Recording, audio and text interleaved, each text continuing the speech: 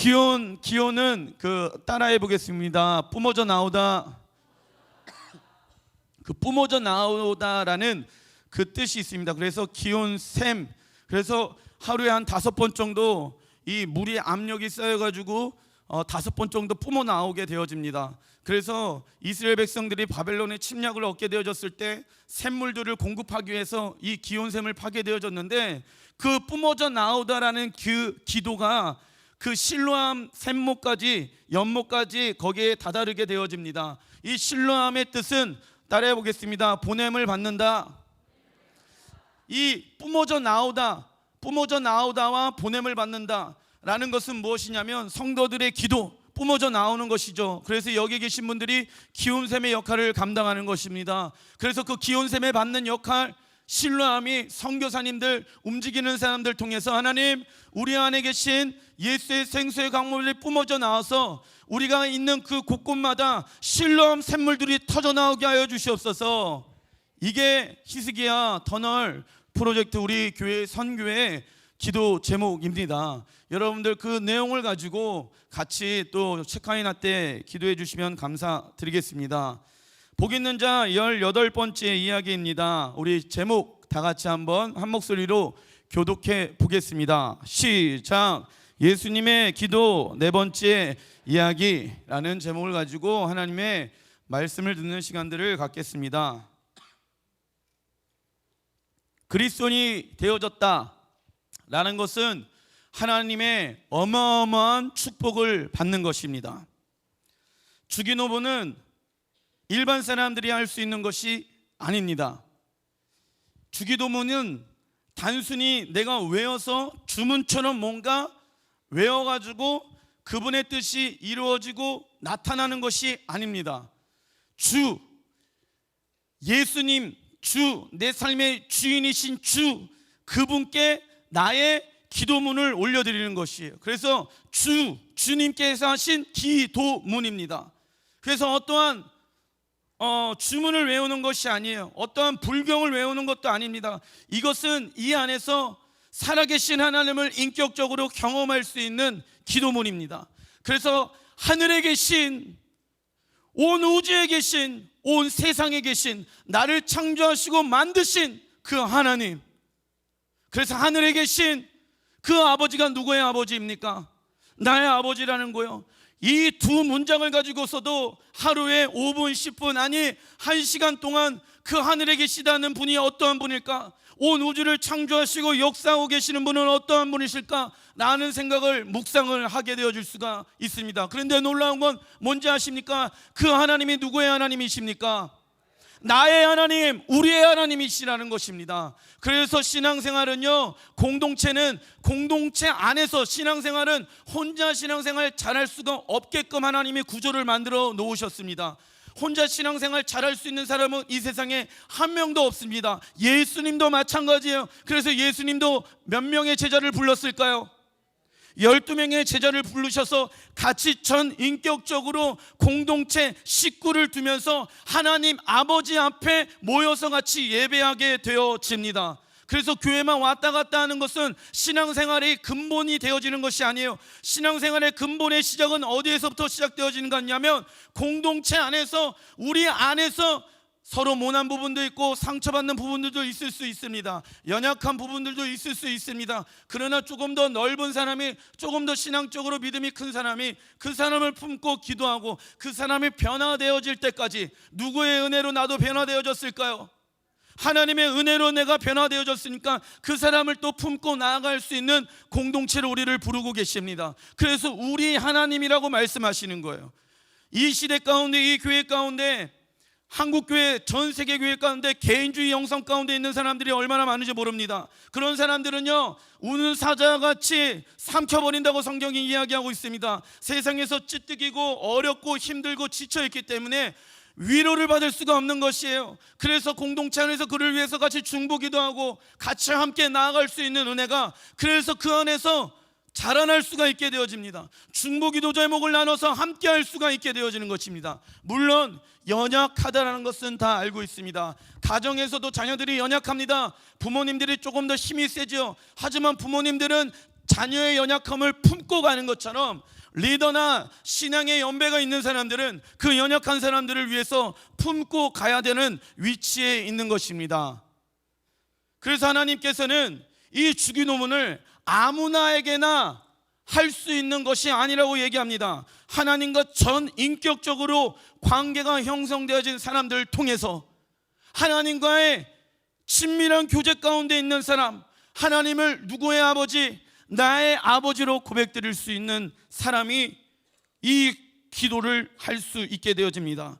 그리고 나서 하늘에 계신 우리 아버지여, 그리고 나서 나오는 첫 번째 문장이 있습니다. 그것은 어떤 말이냐면 마태복음 6장 9절 같이 한번 읽어보겠습니다. 시작.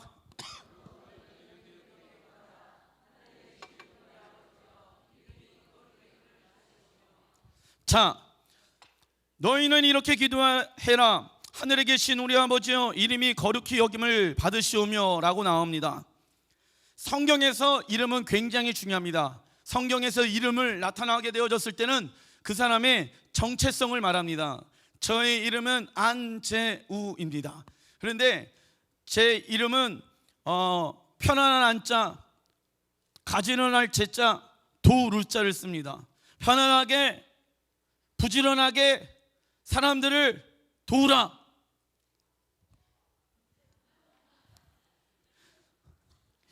이름 짓는 장명소에서 우리 어머님이 10만 원을 주고 이름을 지은 것입니다.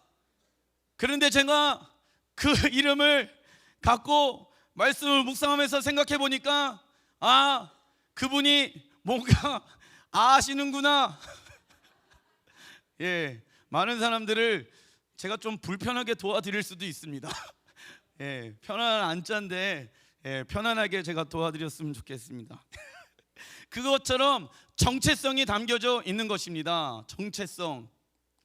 예수님께서는 하나님을 보게 되어졌을 때 하나님은 거룩하신 분이셨습니다. 자, 보십시오. 하늘에 계신 우리 아버지, 그리고 나서 그 우리 아버지를 바라보면서 뭐라고 얘기하냐면, 우리 주원이가 믿든 안 믿든 저를 보면은 우리 멋있는 아빠, 최고 아빠라고 얘기합니다. 누가 봤을 때요? 주원이가 저를 봤을 때. 없군요. 주원이가 저를 봤을 때 아빠는 멋있어요, 최고예요, 막 그럽니다. 예, 저는 그런 사람입니다. 주원이 앞에서는, 여러분들 앞에는 잘 모르겠습니다. 그러나 주원이 앞에서는 저는 최고고 멋있고 그런 아빠입니다. 그런데 예수님이 하나님을 바라보시게 되어졌을 때 그 하나님은 어떠한 분이시냐면, 첫 번째 나오는 그 말이 거룩하신 분이십니다. 다시 한번 따라해 보겠습니다. 하나님은 거룩하신 분이십니다. 이게 뭔가 우리가 이 의미를, 이게 그 불교나 우리나라의 유교 사상에서 나와 있는 단어의 해석으로 많은 사람들이 오해할 수도 있어요. 이 거룩이라는 것은 윤리적으로나 도덕적인 개념을 가지고 야, 이 사람 거룩해, 이 사람 깨끗해, 이런 얘기가 아닙니다. 아시겠죠? 이런 얘기가 아니에요. 이 거룩의 단어의 뜻은요, 따라해 보겠습니다. 구별되다, 비교할 수 없다, 구별되어지고 비교할 수 없다라는 뜻이 거룩이라는 뜻이에요. 왜냐하면 하나님은 구별되어졌고 비교할 수 없는 것이에요. 이 세상에 최고의 멋있는 것, 이 세상의 최고의 아름다움, 이 세상의 최고의 지혜, 이 세상의 최고의 그 어떤 위대함보다 하나님은 비교할 수가 있어요, 없어요? 없기 때문에 하나님은, 예수님의 그 하나님을 바라보시면서 구별되어졌다. 이게 뭐냐? 이 세상에 어떠한 것보다 비교할 수가 없다라는 거예요. 나의 아버지, 예수님의 아버지는요, 그 어떠한 것보다 비교할 수가 없는 거예요. 그분은 놀라우시고 위대하시고 존귀하시고 아름다우신 거야. 여러분들이, 우리 친구들 게임 좋아하잖아. 게임을 좋아하는 것보다 비교할 수 없이 하나님은 재미있으신 분이셔요. 니네가 재미가 없는 거야. 이게 무슨 얘기냐? 이 게임을 하다 보면 어떻게 되는지 아십니까? 질립니다. 그지? 윈노야, 질리잖아. 그래서 다른 게임을 찾잖아. 근데 하나님은 절대로 질릴까요? 안 질릴까요? 안 질려요. 그런데 중요한 건 10대만 그 게임에 빠져 있는 게 아닙니다. 군대를 다녀와도 게임에 빠져 있는 불쌍한 영혼들이 있고, 애를 가져도 게임방에가 싫은 분도 계시고. 왜냐하면 혼자 있는 그 공간 안에서 게임을 하고 싶은 거야, 남자들은. 그래서 그 안에서 뭔가 자기가 성취해내고 자기가 이뤄내고 싶어하는 그 마음 안에서의 공허함들을 게임을 통해서, 야, 나 얼마 땄어? 나 만렙이야? 뭐 이러고 있어요. 이런 걸 통해 가지고 만족을 느끼는 거예요. 그런데 하나님은 뭐라고 했냐면, 이 세상에 어떤 것도 비교할 수 없는 하나님의 재미있으신 분이셔요. 상대가 안 되는 거예요. 상대가 안 되는 거예요. 여자들에게 도전합니다. 여자들이 이뻐지려고 합니다. 그런데 여기에 집중되어져 버리면 내가 할 수 있는 아름다움 안에 제한되어집니다. 그러나 주님의 아름다움을 보면은 이 세상에 비교할 수 없는 아름다우심이 하나님이시기 때문에 그 하나님을 바라보게 되어지다 보니까 어떻게 되어질까요? 내 얼굴이 그 아름다움으로 변화되어집니다. 안 믿기세요? 자, 금을 쳐 발라도 안 바뀌어요. 쭈글쭈글한 건 바뀌어질 수가 없습니다. 그렇지만 하나님의 아름다움을 보면 이 눈이 주름이 펴질지 안 펴질지는 모르겠지만, 그렇지만 그 주름까지도 주님은 아름답게 보고 계시다는 것이에요. 아, 진짜로요. 그래서 비교할 수가 없는 거예요. 비교할 수가 없는 거. 구분되어졌고 구별되어진 거예요. 왜요? 나는, 하나님은 who I am, 그러니까 나는 누군지 아니? 나는 나야. 모세가 하나님 앞에 당신 누구이십니까? 물어봅니다. 그랬을 때 나는 나 스스로 계시는, 나 스스로 존재하는, 나 이전에도 어떠한 사람도 없었고 나 이후에도 어떠한 신도 없었어. 나는 그냥 나야. 이게 얼마나 놀라운 능력인지, 얼마나 놀라운 말씀인지 모릅니다. 이 부분에 대해서는 제가 나중에 좀 이따 뒷부분에 대한 말씀을 드리겠습니다. 그러면서 그 하나님의 거룩하심을 경험한 사람들은 이 세상에 중독되어져 있는 게임, 돈, 술, 친구, 모든 것을 거두어 가십니다. 그래서 하나님의 백성들 안에 성령의 불로 임재해 주셔서 하나님이 원하진 않는 잘못되어진 것들을 다 채워져 있으면 성령의 불로 다 태워버리는 거예요. 그래서 그분의 아름다움을 경험한 사람들은요, 마음 가운데 따라해 보겠습니다. 정결한 마음이 있는 거예요. 왜? 이 세상의 것들이 싫은 거예요. 내 안에서 밀어내는 거예요. 왜요? 그분의 아름다우심, 그분의 위대하심, 그분의 좋으심이 가장 최고니까. 세상의 술, 친구, 명예, 돈, 이성들과 비교할 수 없는 것이 하나님이라는 분이란, 하나님 안에 가지고 있는 속성들이란 말이죠. 그래서 하나님을 알고 싶은 거예요. 그 하나님 내가 경험하길 원합니다. 내가 그 하나님 내가 누리길 원합니다. 내가 그 하나님을 체험하길 원합니다. 그분은 영광 가운데 내가 있길 원합니다. 그러다 보면은요, 내 안에 스스로 어떠한 일들이 생기는지 아십니까? 밀어내기 되어집니다. 하나님이 원하지 않는 것들. 왜? 이 그분과 벗어나는 순간 나는 또 다른 것을 계속해서 채우고 있는 구조를 하나님이 만들어 놓으셨거든요. 왠지 아십니까? 전도서에 보게 되자면 우리의 영혼을 만든 게 영혼을 사모하는 마음을 주셨다. 즉 무엇이냐면 우리의 마음의 그릇을 다 하나님이 만들어 놓으셨는데, 우리 친구들이 게임을 하는 이유, 우리 엄마 아빠가 술 먹고 뭐하고 하는 이유는 한 가지밖에 없어요. 그 영혼을 사모하는 마음을 채우려고 하는 거예요.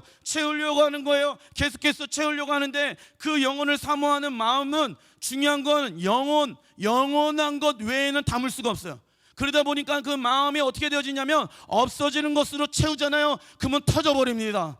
터져버려가지고 계속해서 내가 취하고는 있지만 터져버리니까 계속해서 갈증이 나는 거예요. 계속해서 목마른 거예요. 그래서 어떠한 현상들이 일어납니까? 중독에 빠져버리는 거예요. 중독에. 게임 중독에 빠지는 이유가 거기에 있는 거예요. 내가 거기에서 헤어나오지 못하는 이유가 거기에 있는 거야. 이성 친구한테 헤어나지 못하는 이유가 거기 있는 거고, 친구들 관계 안에서, 남자들도 친구 관계 안에서 굉장히 중요한데 그 친구들을 벗어나지 못하는 이유도 계속해서 그런 걸 가지고 내가 채우려고 하는 거예요. 그런데 주님은 우리에게 뭐라고 말씀하는지 아십니까? 내가 너의 친구가 되어주길 원하노라. 제가 나중에 그 친구에 대해서 설교 한번 해보겠습니다. 진정한 친구가 무엇인지에 대해서 써놓은 게 있는데, 그 부분을 채워줄 수 있는 분은 오직 예수님밖에 없어요. 왜냐하면 결혼하고 바쁘고 힘들고 그러면 도와달라고 하면 자기도 살기 힘들기 때문에 도와주지 못할 수 있는 영역들이 너무 많습니다. 세상의 친구들은. 그러나 하나님은 날마다 우리와 동행하길 원하십니다. 그래서 에베소 교회에게 사도 바울이 간곡히 부탁을 하면서 이 기도를 놓치지 않았으면 좋겠다라고 얘기하는 것이 에베소서 1장 17절부터 18절입니다. 19절까지인데 같이 한번 읽어보겠습니다. 17절 시작.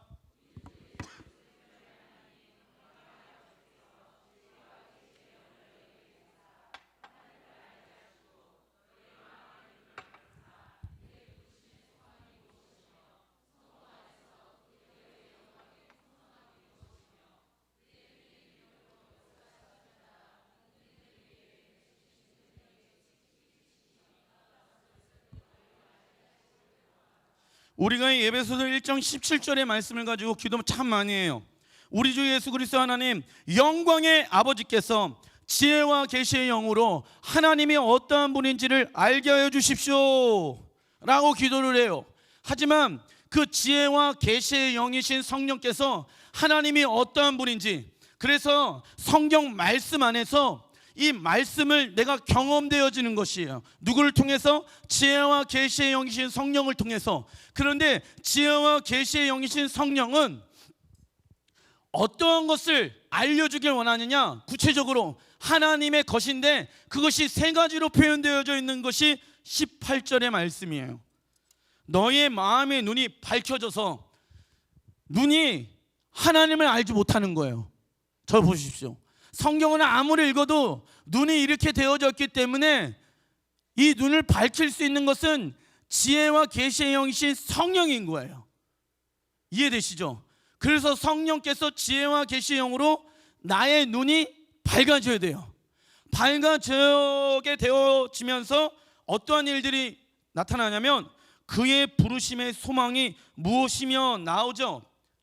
첫 번째, 지혜와 계시의 영으로 우리의 눈이 밝혀지는 이유 첫 번째는 우리가 이 땅 가운데 살아가는 목적이 무엇인가. 애 낳고, 제가 그런 얘기를 했습니다. 우리 어떤 친구한테 애 낳고 지금 학교예요, 학생이에요, 대학교 가야 돼요, 직장 다녀야 돼요, 결혼해야 돼요, 애 낳아야 돼요, 애 또 학교 가야 돼요, 애 또 취업해야 돼요, 대학 가야 돼요, 결혼해야 돼요. 인생이 이렇게 사이클이 구조가 되어져 있다. 그런데 예수 믿지 않은 사람들은 이 사이클 아래서 이게 인생의 전부인 것처럼 살아가고 있는 사람들이, 세상 사람들이 얼마나 많은지 모른다. 하지만 우리도 똑같이 이 사이클 안에 믿는 그리스도인들이 다 같이 살고는 있지만 목적이 다른 거예요. 목적이, 부르신 목적이 다른 것이에요. 무슨 얘기인지 아시겠습니까? 믿지 않은 사람들도 좀 똑같이 애 낳고 애 키우고 취업시키고 이런 것 안에 하나님이 우리를 구원해 놓으신 이유가 아닙니다. 그래서 뭔가 문제가 일어났을 때 뭔가 그 문제 해결받고 우리 자녀 좋은 대학 가고 우리 자녀 좋은 사람이랑 결혼하고, 물론 하나님은 이러한 부분들에 대해 있어서 우리를 함께 해주셔서 복 주길 원하시고 함께 그런 것들을 체험하길, 하나님의 은혜를 경험하길 원하십니다. 하지만 여기가 우리를 구원하신 목적이 아니라는 거예요. 내가 너희들을 구원한 목적의 부르심의 소망이 무엇인지를 알게 하는 게 지혜와 계시의 영이신 누구래요? 성령이라는 거예요. 이해되세요?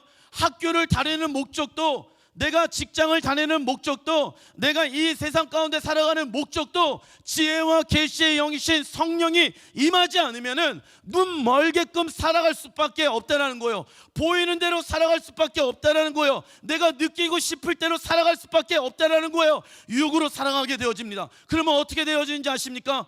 육은 사망인 거예요. 영은 생명인 것이에요.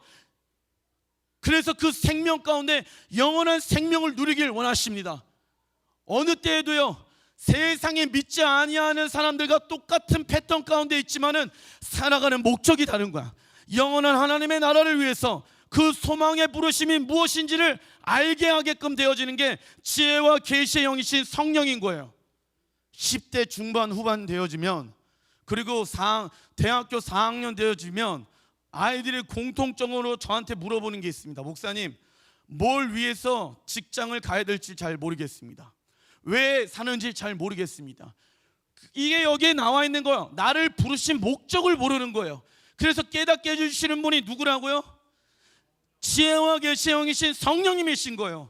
그런데 세상적으로 야, 펀드 매니저가 좋더라, 야, 뭐 이런 게 좋더라, 야, 뭐 이런 거 해봐라. 부모님들은 이러한 세상적인 것을, 방향을, 부르심의 소명을 뭔가 제시합니다. 하지만 그게 중요한 게 아니에요. 그 아이를 향한 하나님의 계획과 뜻이 있다 없다? 있다라는 거예요. 그래서 지혜와 계시의 영이신 성령께서 임해야 되는 것이 첫 번째, 그 이유를 알게 하기 위함이다. 두 번째는 무엇이냐면, 그 하나님의 나라를 위해서 살게 되어졌을 때 뭐라고 얘기합니까? 성도 안에서 그 기업의 영광을 풍성함이 무엇이며, 이게 무엇이냐면 이제 부르신 소명이 무엇인지를 알아요. 저를 보십시오. 그러다 보니까는 영원한 하나님의 나라를 위해서 내 부르심, 나를 구원하신 목적이 여기에 있구나. 그래서 나는 이제는 그분의 나라와 영광을 위해서, 예수님을 위해서 살아가야 되겠구나 라고 결단하는 거예요. 왜 결단하는지 아십니까? 왜 그렇게 헌신하는지 아십니까?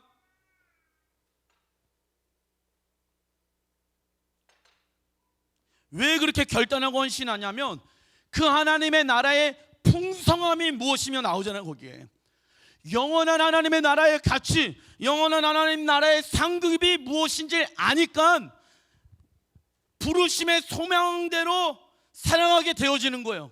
하늘의 영광은 이 세상의 어떤 것보다 비교할 수 없느니라. 할렐루야. 그래서 우리는 어디에 상급을 바라보면서 살아갑니까? 천국의 상급을 바라보면서 살아간다는 거예요. 그 천국의 상급을 받는 사람들은 이 땅에서도 잘 될 수밖에 없죠. 왜? 성경에 원리가 있어요. 영혼이 잘 돼야 육체가 강건하게 되어지기 때문에. 그래서 그 영원한 하나님의 나라의 상급을 바라봐라. 없어지고 썩어지고 사라진 거에 마음을 빼앗기지 말고 영원한 것을 바라봐라. 그런데 그 영원한 것을 잘 봐요, 못 봐요? 잘 못 봐요. 왜요? 내가 보려고 하니까. 내가 보려고 하니까 나는 뭐대로 살죠? 보이는 대로 사는 거예요. 보이는 대로. 야, 이게 좋겠다, 이거 하면은 출세한다더라, 저렇게 살면 좋아진다더라, 저렇게 하면 미래가 안정되어진다, 이런 생각 가지고 살다 보니까는 뭐 시대의 흐름과 상황의 변화에 따라서 무엇이 요즘 잘 되더라, 이런 걸 향해서 나가다 보니까는 하나님의 나라의 관점이 없어지게 되어지는 거예요. 이걸 통해서 내 부르신 목적을 지혜와 계시의 영이신 성령을 통해서 깨달아 알아서 하나님의 나라를 위해서, 영광을 위해서, 그 풍성함을 위해서 살아가게 되어집니다. 이게 지혜와 계시의 영이신 성령이 이 땅 가운데 오신 두 번째 이유. 세 번째 이유는 무엇이냐면, 그렇게 살아가기 위해서는 뭐가 필요해요? 19절 같이 한번 읽어보겠습니다. 시작. 그의 힘의 위력으로 역사하심을 따라.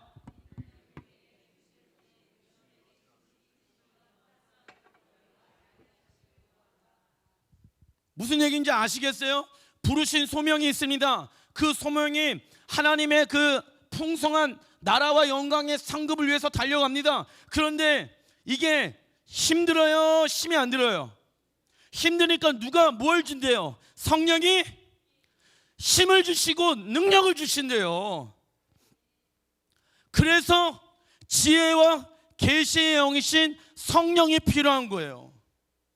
하나님의 나라의 풍성함이 무엇이며, 하나님의 나라의 거에 우리의 마음을 두게 되어지는 것. 세상에 우리의 마음에 빼앗기는 것이 아니라, 사단은요 어떻게 공격하는지 아십니까?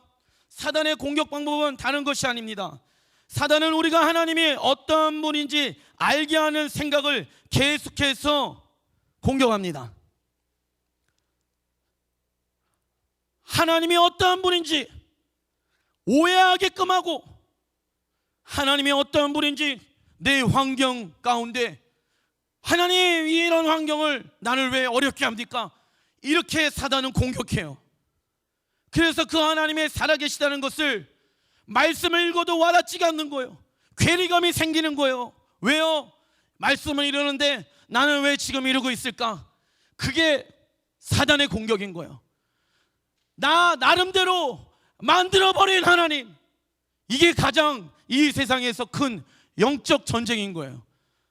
저를 한번 따라해 보십시오. 나 나름대로 만들어버린 하나님의 형상, 내 생각대로, 내 뜻대로, 내 환경대로 만들어버린 하나님의 형상, 이게 사단이 원하는 트랙이라는 거예요. 이게 사단이 원하는 덫인 거예요. 그래서 너 처한 상황 봐봐, 하나님이 너를 도와주지 않으셔. 너 지금 어렵잖아, 지금 힘들잖아, 지치잖아. 그만, 하나님은 어떤 하나님이니? 너 이렇게 혼자 내버려두는 하나님이야. 그런데 우리는 어디로 돌아가야 되냐면, 그리고 너희들 부모들 봐봐, 너희 부모님들 원래 어떤 사람이었냐? 너희 부모님들 봐봐, 너희 아버지 봐봐, 무능력했잖아, 너를 때렸잖아, 너를 어렵게 했잖아, 너를 상처 줬잖아. 그런 하나님이 너희 아버지래. 그러면 될 수 있겠니? 내 환경, 내 상황, 내 가족들의 배경, 여러 가지를 통해서 나 나름대로 나의 하나님을 만들어버려서 그게 마치 우상이 되어져 버리는 거예요. 그 하나님이 내 하나님이야 그러면서 그것을 찰떡까지 믿고 있습니다. 누가 말하고 있는 것을? 사단이가 말하고 있는 것을. 우리는 원래 하나님이 어떠한 분인지를 성경을 통해서 돌아가야 됩니다. 성경에서 진리에서 말씀하고 있고 변하지 않고. 왜 진리입니까? 진리는 변하지 않고 있기 때문에, 진리는 영원하기 때문에. 그래서 진리인 것이에요. 진리, 즉 하나님의 말씀 안에서 하나님은 어떠한 분인지를 내가 알아야 하는 것이에요. 그래서 그 원래 하나님의 성품, 성향으로 리셋이 되어져야 돼. 포맷이 되어져야 돼. 없어져 버려야 돼. 그래서 이 말씀 안에 내가 뭐 하길 원합니까? 입맞춤하길 원합니다. 하나님, 그 하나님은 나의 하나님이십니다. 그런데 기도하는 사람들의 능력이 뭔지 아십니까? 그 하나님은 나의 힘이 되십니다 라고 성경의 말씀에 써있단 말이에요. 그러면 계속 주님 앞에 기도할 때 어떻게 기도하는지 아십니까? 위대하시고, 그러니까 믿음이 있는 사람과 믿음이 없는 사람의 특징, 말씀을 보더라도 나 지금 힘 빠지는데, 나 지금 어려운데 왜 하나님은 지금 이렇게 내버려 두시지? 그런데 주님은 나의 힘이시오라고 나온단 말이에요, 성경 구절에.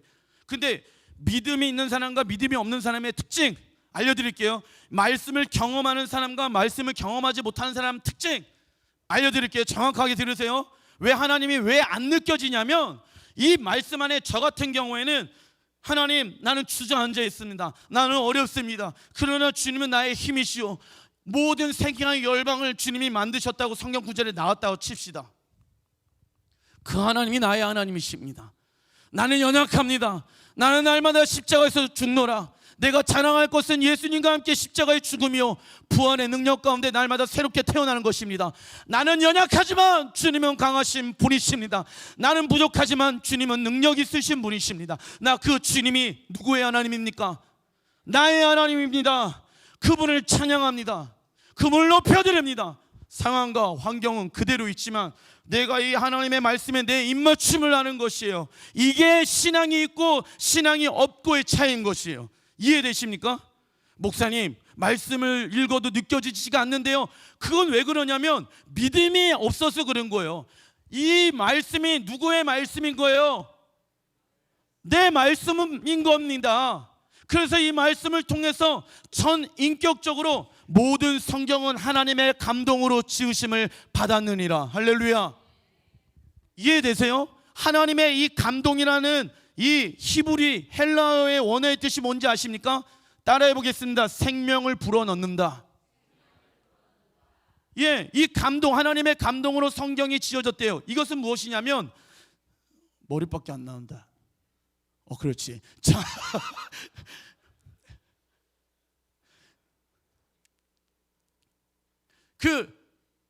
왜 못 얘기하다. 이해했습니다. 이거를 내가 경험해야 되는 거예요. 내 겁니다. 이 말씀을 어떻게 해야 돼요? 먹어야 될 거 아니에요. 누구 거니까? 내 거니까. 안 먹으면 어떻게 돼요? 지금 막 쓰러져서 힘든데 막 이러고 있는데 죽을 것 같은데, 그러면 영양제 맞아야 될 거 아니에요. 그죠? 그래요, 안 그래요? 그러기 때문에 뭘 먹어야 돼요? 말씀을 먹어야 될 거 아니냐고요. 그러니까 그래서 내가 의지적으로 그분의 말씀에 내가 동의합니다. 하나님 그런 분이시죠. 목사님아, 그런 하나님, 나는 왠지 이렇게 이게 우상이라는 거니까요. 나 나름대로 내 환경과 생각과 구조 안에서 만들어 놓은 하나님의 잘못되어져 있는 형상, 그게 누가 하는 짓이라고요? 사단, 마귀가 하는 짓이에요. 그래서 돌아가야 돼요. 이번 겨울 캠프의 주제, 당신의 하나님은 너무 작지 않습니까?예요. 영어로 You are God small, You are God is too small. 당신의 하나님은 너무 작지 않습니까? 그 하나님을 가두어 주지 마십시오. 여러분들 생각 안에서 단순히 구원자 여기 안에만 머물러 있지 말라는 거예요. 당신의 하나님은 너무 작지 않습니까? 주님이 우리에게 도전하는 메시지인 거예요. 그분은 거룩하신 분이, 이 세상에 어떤 것보다 비교할 수가 없어. 너희들이 어렵고 힘들고 찾고 욥기에 읽어보게 되어지면 하나님이 욥의 처한 상황에 대해서 하나님 어디 계십니까? 욥이 얘기합니다. 그런데 하나님이 갑자기 말씀하셔요. 욥아, 내가 이 세상의 만물을 만들었을 때 너가 그 자리에 있었니? 내가 온 우주를 만들었을 때 네가 이 세상에 있었니? 대답은 뭐예요? 아니요. 내가 너를 만들었을 때 너는 이 세상에 있었니? 아니요. 내가 이 세상의 모든 것들을 공급하고 있었을 때 너는 있었니? 아니요. 그러면서 욥이 깨달은 거예요. 그 전능하시고 위대하시고 나와 동행하시고 함께하고 계시는 하나님, 내가 그 하나님을 찬양합니다. 그 고백을 하니까 욥이 어디에서 일어나요? 역경과 어려움에서 벌떡 일어나가지고 내가 주님을 찬양합니다. 영이 잘 되니까, 그러니까는 기존에 있었을 때보다 2배, 3배 그 가정에 하나님의 복이 임하더라. 결국은 엔딩이 이렇게 되잖아요. 우리가 알고 있는 하나님, 이 기도를 짧게 기도문으로 만들자고 하면은 따라해 보겠습니다. 주여, 저를 깨워주소서. 이건 거예요. 주여, 저를 깨워주시옵소서. 영적인 깊은 밤에서 깨워주시옵소서. 내 믿음의 눈이 들어 영광의 하나님을 보기를 원합니다. 내일 기도하실 때 그 기도하세요. 깨어 지혜가 계시 영으로 나의 눈이 밝혀져서 부르심의 소망이 무엇이며 하나님의 나라의 영광의 풍성함이 무엇이며 그의 능력을 경험하기를 원합니다. 속지 마십시오. 내 나름대로 생각해 버린 하나님을 축소시키면 안 돼요. 하나님에 대해서 너무 큰 잘못된 오해는 하나님을 축소시켜버리는 것입니다.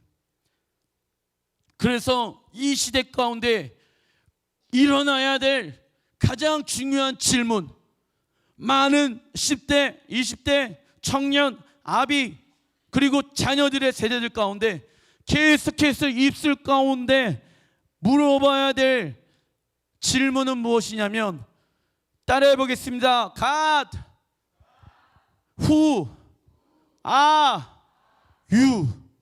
하나님, 당신 누구이십니까? 여러분들의 세대 가운데, 그리고 계속해서 하루에도 몇 번씩, 수십 번씩, 왠지 아십니까? 하나님은 영원하신 분이시기 때문에. 하나님 어떠한 분이십니까? 하나님의 감정은 어떠할까요? 하나님의 생각은 어떠할까요? 하나님의 길은 어떠할까요? 이렇게 하나님에 대해서 알길 원하는 사람들이 일어나야 합니다. 이것을 알게 되어지면 영원한 사랑이신 하나님께 내가 빠지게 되어지고 그분을 이야기하게 되어지고 그분을 전하고 싶게 되어지고 그분과 대화하길 원하시는 것이에요. 그래서 그분과 기도하길 원하는 거예요. 그래서 기도의 집이 진짜 일어서려면 계속해서 하나님, 당신은 누구이십니까? 하나님, 당신의 생각, 당신의 감정, 당신의 뜻, 당신을 원하는 것, 당신의 지금 처한 상황에서 운행하길, 행동하길 원하는 것은 무엇입니까? 이러한 운동들이 이 시대 가운데 신부의 영성을 가지고 기도하는 집들의 중심 가운데 계속해서 이 질문들이 우리 안에서 하나님 앞에서 서서 주님 앞에 물어봐야 되는 거예요. 왠지 아십니까? 그분은 영원하시기 때문에. 그 부분에 대해서 오늘 말씀을 해드리겠습니다. 창세기부터 하나님은 이 모든 만물들을 만드셨다고 하고, 구약에서도 하나님은 스스로 계신 분이라고 말씀하시고, 그리고 신약의 마지막 성경인 요한계시록에도 1장 8절에 이렇게 하나님에 대해서 설명하고 있습니다. 같이 한번 읽어보겠습니다. 시작.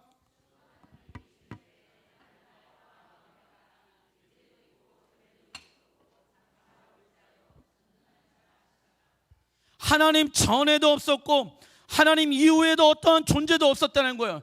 그러니까 UFO, 외계인 참 안 됩니다. 이런 얘기 믿지 마세요. 다 허황, 뻥, 거짓. 있으면 어때? 하나님이 그걸 통치하시고 다스리시는데 심각하게 저한테 와서 물어보는 거예요. 목사님, UFO가요, 외계인이 있는 것 같은데요, 어떻게 하죠? 어떻게 하긴, 그 외계인도 다스리시는 분이 누구예요? 자, 해결됐죠 우리 친구들. 그러니까 뭐 어쩌고 저쩌고 뭐 그런 생각하지 마. 알았죠? 신냐? 자, 오케이. 그렇기 때문에 왜 이 말씀이, 그분은 영원하신 분이라고 말씀하십니다. 왜 이 말씀이 중요하냐면, 여러분들 보세요.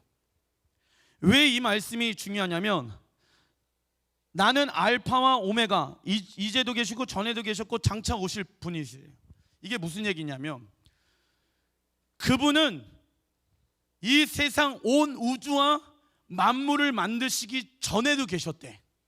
그리고 그분 후에도 어떠한 존재가 있다 없다? 없다. 그러니까 그분의 사랑은, 그래서 이 표현을 짧게 이해하기 쉽게 말씀드리면 영원하신 사랑이라는 거예요. 그 영원하신 사랑이 누구의 사랑? 하나님의 사랑인데 그 사랑을 누가 받는데요? 우리들이. 그 영원하신 긍휼을 누가 받는데요? 누가? 우리가. 그 영원하신 기쁨을 누가 받는데요? 우리가. 그 영원하신 지혜를 누가 받는데요? 우리가 받는다는 거예요. 하나님은 온 우주를 만들게 되어졌을 때 온 우주가 하나님의 손바닥 안에 있게 되어지는 거예요. 여러분 이해되십니까? 그래서 전 지구의 80%가 물인데 그 물의 용량까지도 누가 잘 알고 계실까요? 하나님이 잘 알고 계시는 거예요. 그래서 하나님의 손에 있는 거예요. 하나님의 손에 있어서 그 지구가 움직이고 있는 거예요. 우리가 그 안에 있는 거예요. 우리가 작아요, 커요? 그럼 어마어마하게 작겠죠, 하나님 입장에서도. 근데 그 영원하신 분이 누구의 하나님이시라고 얘기합니까? 나의 하나님. 그 영원한 사랑을 하나님을 알려주길 원하시는 거예요. 그러니까 날마다 어떠한 은혜를 경험하는지 아십니까? 나름대로 내 생각대로 하나님이라는 형상을 만들어 놓은 사람들은 신앙이 자랄 수가 없어요. 자라나지가 않아. 그래서 10년이 되든 20년이 되든 앉았다 일어났다만, 제가 이거 얘기 드렸죠? 계속 뱅뱅 돈다고? 여기서 이쪽을 향해서, 부르신 목적을 향해서 달려가야 되는데 계속 이 안에서 있는 거예요. 왜 내 하나님은 나한테 맨날 이렇게 어렵게 하실까? 왜 하나님은 나한테 이렇게 힘들게 하실까? 계속해서 또 어떤 은혜를 주면 할렐루야 그러는데 또 어떤 어려움 가운데 오게 되지만 이 반복되어지는 상황 가운데 머물러 있게 되어집니다. 그런데 주님은요 뭐라고 말씀하시냐면, 이 상황을 보지 말고 영원한 하나님의 나라를 봤으면 좋겠다. 근데 왜 그런지 아니? 왜 그런지 아니? 왜 그런지 아니? 나를 너희들이 경험하잖아. 날마다 새로운 하나님을 경험할 수가 있어. 오늘은 이런 하나님 경험했는데 내일은 저런 하나님을 경험하게 되어주고, 어제는 이런 하나님 경험했는데 오늘은 이런 하나님 경험하고. 그러니까 마음 가운데 어떠한 일들이 일어나는지 아십니까? 열정이 생기는 거예요. 주님을 향한 온 마음과 정성과 뜻을 향한 사랑의 마음들이, 내 마음 가운데 그분을 향한 사랑의 마음들이 계속해서 열정적으로 일어나게 되어져요. 그래서 24시간 365일 기도의 집에서 기도할 수 있는 능력의 핵심이 이거예요. 그런데 하나님이 지루하다고 생각하고 교회도 지루할 수는 있어요. 하나님은 지루하지 않아 하신 분이십니다. 절대로 네버. 하나님은 재미있으신 분이시고 즐거우신 분이시고 아름다우신 분이시고 위대하신 분이세요. 왜 신앙생활에 열정이 안 생기는지 아십니까? 딱 하나예요. 내가 내 나름대로 왜 신앙에 딜레마가 오는지 아십니까? 제가 제 신앙생활 여러분들과 8년 동안 같이 여기에서 해왔는데, 목사님 딜레마다 이렇게 보신 분, 목사님 신앙이 좀 딜레마인 것 같아 라고 생각하시면서 저를 느껴보신 분, 아니면 맨날 동일하게 이렇게 막 목소리를 높여서 맨날 설교를 하고 있는 이유가 제 안에서의 열정일까요? 하나님을 향한 열정일까요? 하나님을 향한 열정인 거예요. 제 안에서의 열정은, 저 어제 상태 안 좋아가지고 오늘 딱 아침에 일어났는데 어떤 느낌이 있냐면, 오후에 밥을 막 점심을 많이 먹었어요. 정말 배부르게 중국 음식을 많이 먹었어. 그리고 나서 한 2시간 자다가 일어난 느낌. 몸이 막 너무 막 이렇게 지금도 약 먹는 거 깜빡하고 잠깐 들어갔다 나왔는데 그 약이 너무 세가지고 목이 자꾸 말라요 지금. 그러니까 물을 많이 마시래요. 그래서 금요철에 때는 계속 설교할 때도 힘들었어. 근데 지금 괜찮잖아. 팔팔하죠? 예. 이 열정이 어디서부터 나오냐고요. 하나님 안에서부터 나오는 거 아니겠습니까? 근데 인간적으로 내 열정은, 어저께 솔직히 말씀해, 설교하고 싶지 않다. 너무 힘들다. 멍해가지고 계속 우리 주원이가 뭐라고 하는지 아십니까? 아빠 힘이 없어요? 힘내세요 라고 얘기하는 거예요. 그래, 아빠 힘. 그렇지만 하나님이 나에게 힘 주시는 분이셔. 그런데 내가 내 나름대로 하나님을 생각해 버리니까 하나님의 형상이 제한되는 거예요. 우리 주원이가 강산이 아빠를 보고, 아빠 내 다리에도 털이 났어요. 그런데 우리 강산이 아빠는 병이 걸려갖고 손에 털이 나요. 주원아, 병이 아니라 원래 태어날 때부터 그렇게 태어났어. 어쩔 수가 없어. 병이 든 게 아니야. 병 들어서 털이 났는데요? 엄마 아빠에도 손이 털이 안 나고 다 안 났는데 왜 강산 아빠 손만 털이 났을까요? 그러는 거예요. 그 잘못된 거야. 강산이 아빠 병 안 들었어. 이런 것처럼 내 나름, 강산 아빠 손 못 보신 분 한번 좀 이따가 가보셔서, 여기 예배 인도하시는 분인데 손이 시커멉니다. 털이, 손가락이 다 났어요 진짜. 예. 근데 잘못된 인식이죠. 나 나름대로 생각해버리는 그 사람에 대한, 아버지에 대한 인식들이 우리 부모나 이런 것들을 통해서 잘못 세팅이 되어져 있단 말이죠. 그래서 하나님의 말씀을 가지고 우리는 하나님이 어떠한 분인지 우리의 마음 가운데 반석으로 세워야 합니다.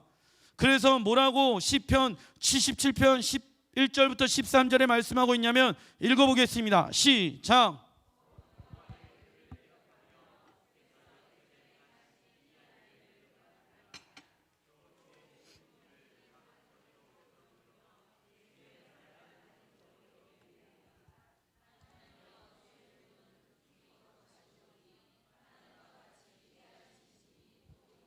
보래요. 지금 다윗이 어려운 상황 가운데, 광야 가운데 있는 상황 안에서 곧 여호와의 일들을 기억하며 주께서 옛적에 행하신 일들을 기억하리라. 뭐래요?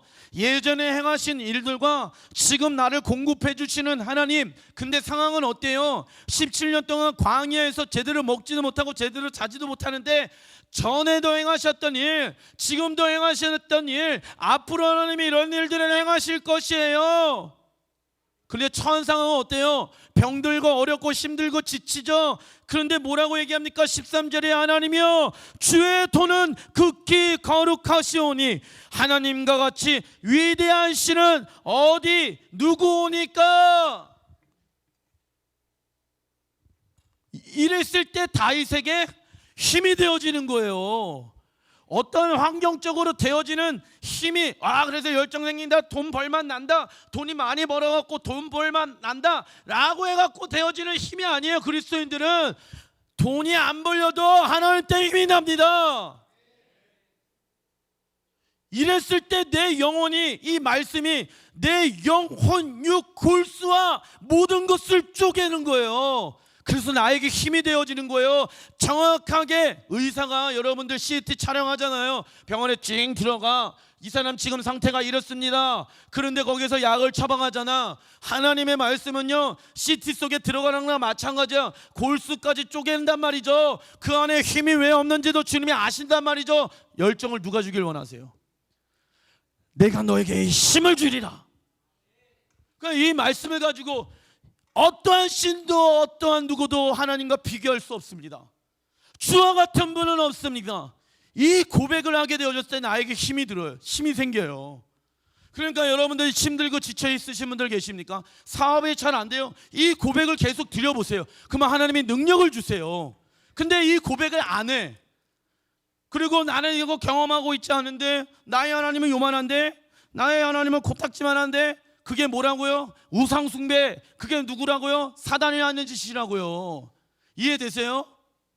거기에 속으면 된다 안 된다? 안 된다.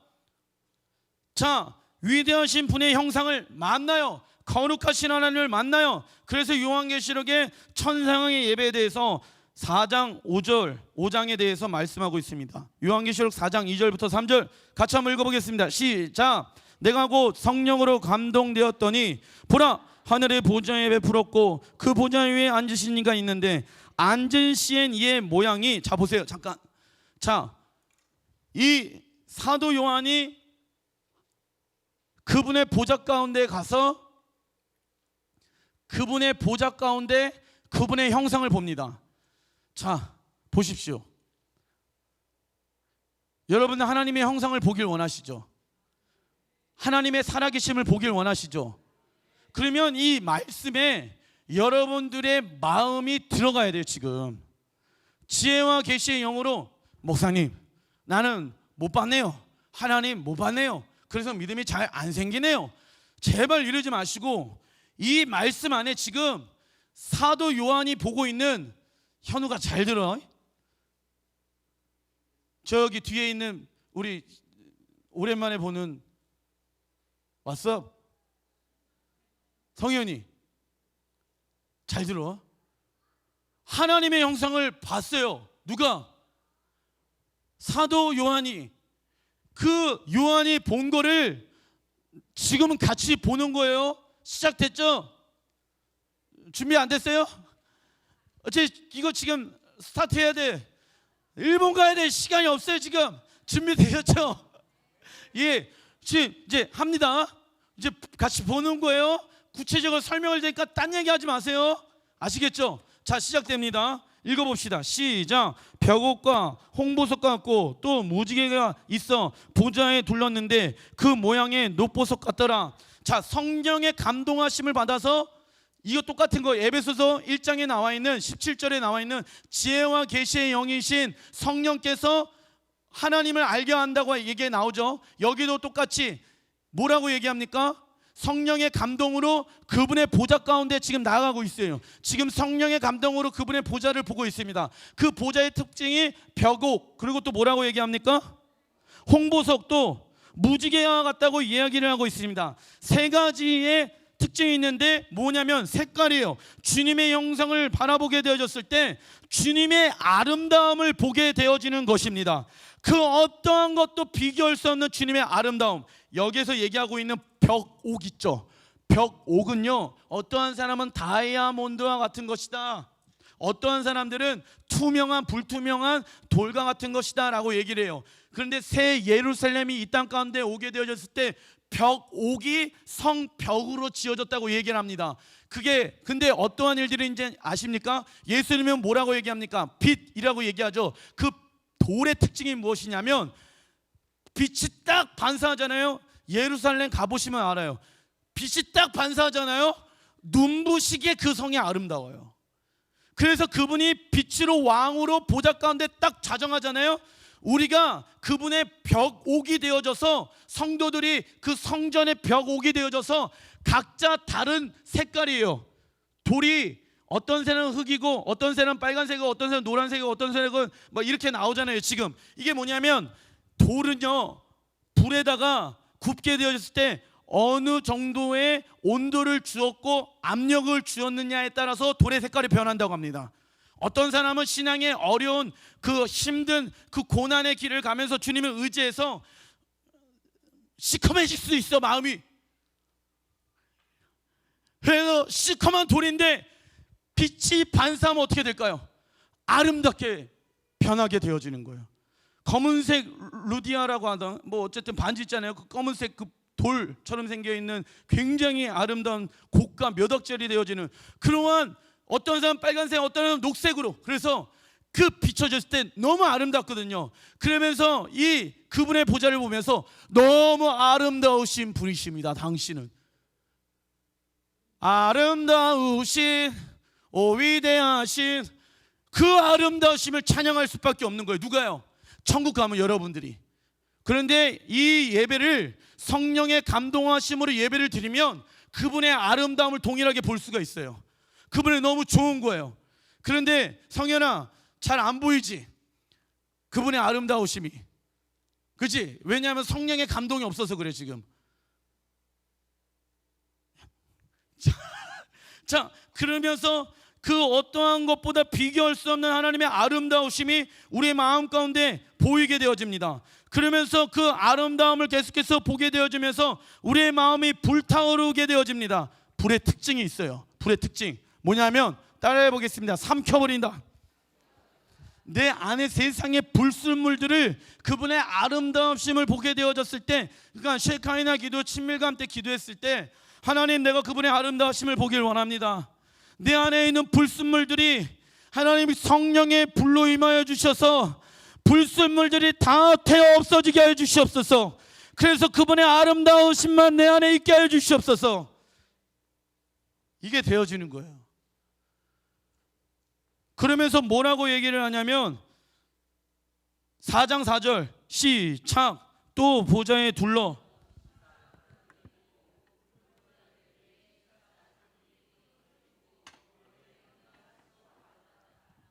뭐라고 했냐면 보좌에 둘려 24 보좌들이 있대요.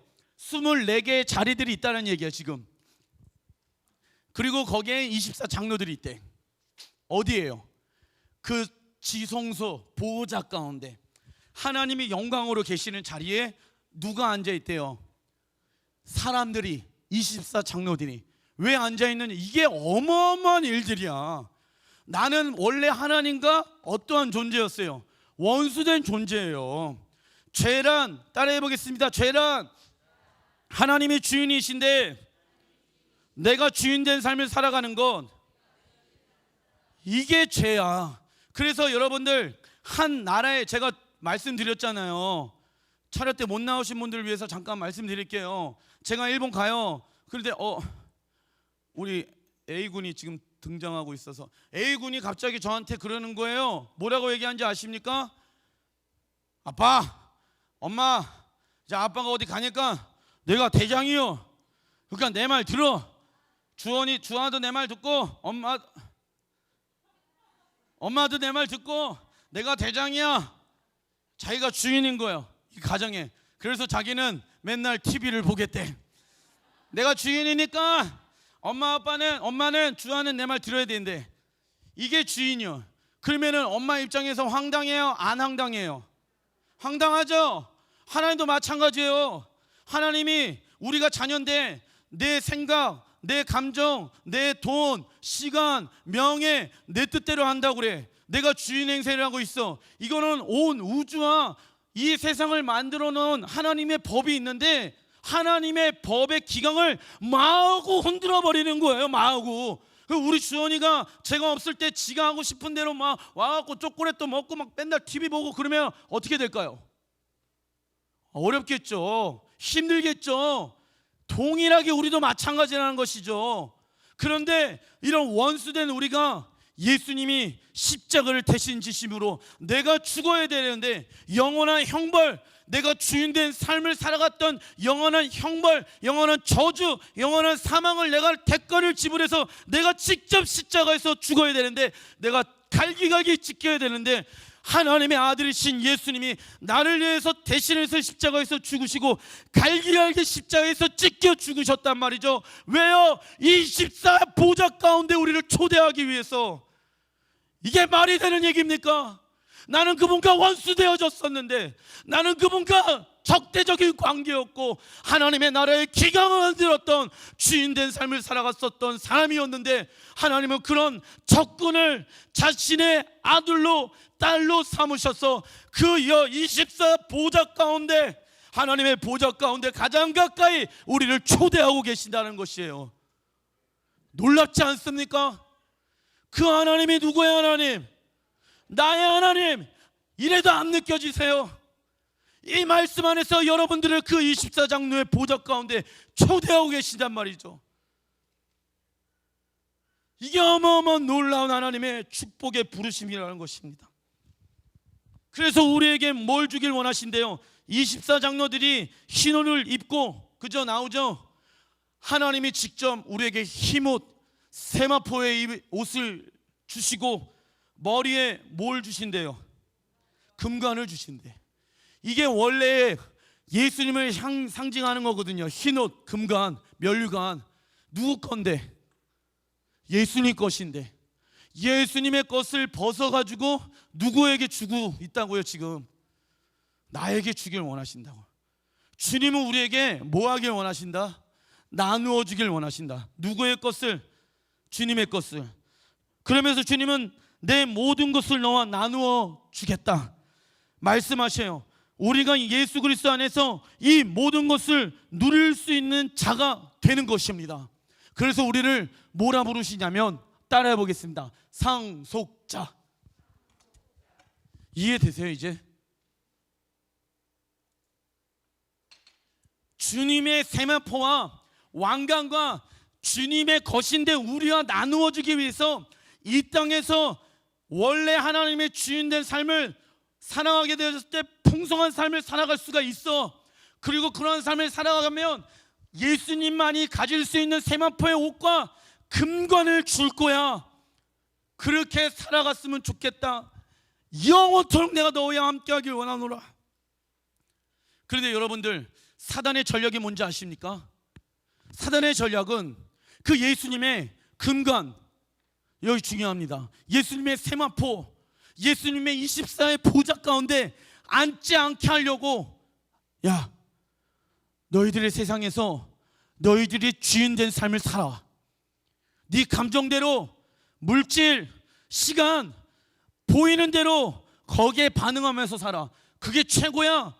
야, 얼마나 좋아. 사람들 앞에 떵떵거리면서 살 수 있고, 야, 네가 하고 싶은 대로 살 수 있잖아. 얼마나 좋아. 이게 기쁨이야, 이게 쾌락이야. 근데 누가 그런 거라고요? 사단이 내가 주인된 삶을 살게끔 하는 거예요. 왜요? 사단을 알고 있거든. 귀신같이 알고 있거든. 하나님의 보좌 가운데 우리가 들어갔을 때 왕의 권세를 받아서 왕의 능력을 통해서 천국 하나님의 나라를 다스리고 정복하고 하나님의 영원한 기업을 받을 것을 알고 있기 때문에 그것을 받지 않게 하려고 우리를 계속해서 우리의 삶의 주인으로 살게끔 한단 말이에요. 이해되십니까? 나 너무 안타까운 거예요 지금. 영원한 하나님의 나라의 주인에서 내가 상속자로 왕관을 하나님 주길 원하고 거룩한 세마포를 주길 원하는데, 목사님 안 돼요. 잘 안 돼요. 내가 내 뜻대로 내가 주인된 삶을 살아갈 구조, 그런 나는 십자가에서 죽여버리셨다니까요. 날마다 그 복음의 능력을 통해서 일어나는 거예요. 왜 일어나냐면 앞으로 너희들에게 줄 상급이 장차 이 세상의 어떤 것보다 비교할 수 없느니라. 이해되십니까? 그래서 사단은 그 천국에서의 영원한 상급과 면류관과 세마포의 옷을 입지 못하게끔 이 땅에서의 주인된 삶을 살으라고 얘기하는 거예요. 이게 안 들리는 사람도 있어요. 지금 죄송한 얘기입니다. 이게 지혜와 계시의 영으로 임하여지 이 얘기가 나도 그렇게 살고 싶다라는 마음이 들어요. 안 그래 버리면 목사님 되게 흥분하시네.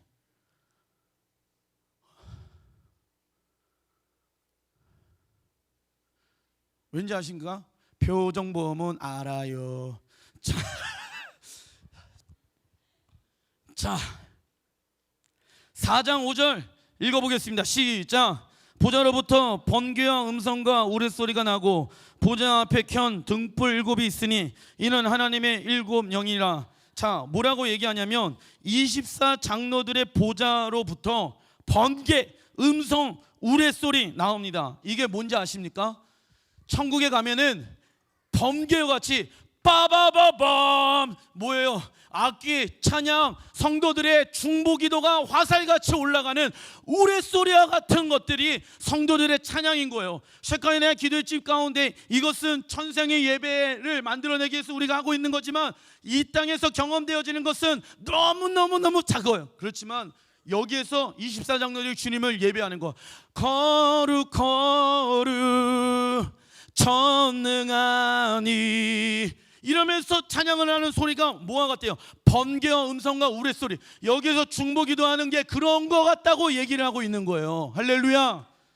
이게 예수 그리스도 안에서 누구의 모습이에요? 우리들의 모습이라는 거예요. 이게 누구의 모습이라고요?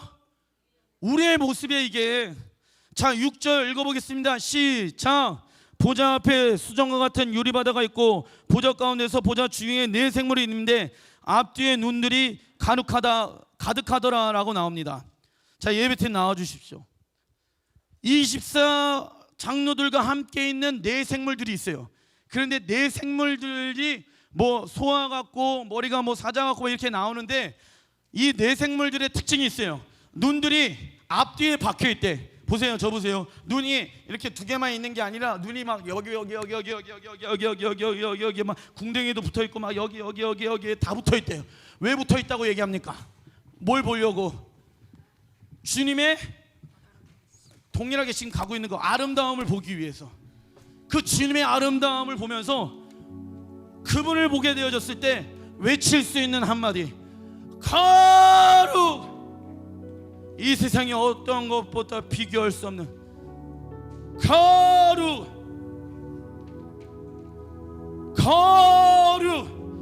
영어로 holy. 그분의 거룩하십니다. 근데 그분의 아름다움을 보면 어떤 일들이 일어나는지 아십니까?